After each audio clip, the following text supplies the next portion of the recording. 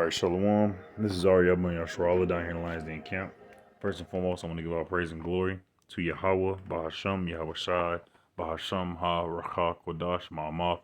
A double honor to the elders and apostle, great millstone, who rule well and teach well. A double honor to my elders as well, Ahar one by Yasharallah down here in Lions Den Camp. And a sincere the water to the Akim, the Akwatim and the Bunyim, the brothers, the sisters, and the children who are pushing the truth and believe it with sincerity, the water, Shalom. As you can see in the video, there was a group of people who were trying to stop a tow truck from towing a person's car, and they were even incentivizing the owner of the car, to drive away so they don't get their shit towed. And in the beginning of the part of the video, there was a cop car that I don't know if it was escorting it, but it just so happened to be right next to the tow truck. So these people are doing it, not only to the tow truck driver, but also in front of the cop. And so it just made me think about 2nd Ezra chapter 15, verse 14. Woe to the world and to them that dwell therein, for the sword and their destruction draweth nigh, and one people shall stand up and to fight against another with and swords in their hands. And of course, people don't have the video specifically. They didn't have any swords, or they didn't have the modern day sword, the gun. But verse 16 is the point.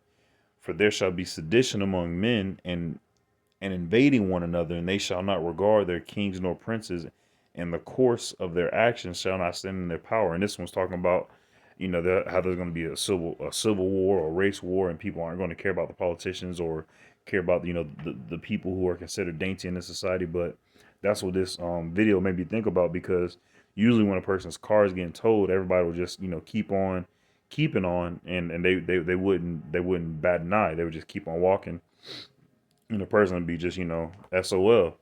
But, it's crazy to see that people are like coming together to stop that person from getting their car towed, even more so in front of a cop. So it was just more uprisings are gonna come, verse 15 again, for the sword and their destruction draweth nigh, and one people shall stand up and fight against another, and swords in their hands. Right. So and they're all trying to stop that tow truck driver from towing that person's car, because everyone knows how much of a bitch it is to get your car out of tow. You have to pay so many fees, and then the fact that you're without a car for that time that you have to go to different city government places, it's a real big headache, you know. And then he probably had a ticket. It's just a real big headache, and everybody's aware of that headache. So that's why they're trying to stop him. So people aren't respecting the city governments anymore. People aren't respecting the state governments anymore. People aren't respecting the country, the national government anymore. The national government, the country's government. People are losing respect for it. People are losing patience for it. But there will be some people who still have their faith in it, but there's going to be others who are going to rise up and fight against the ones who are for the government. So verse 16 is the main point.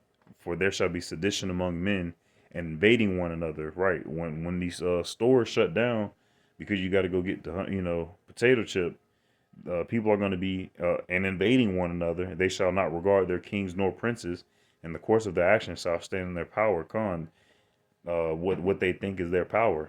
All right, they're not going to regard their neighbors. They're not going to regard any city officials or anything like that. So I pray, I hope this lesson was edifying. And shalom.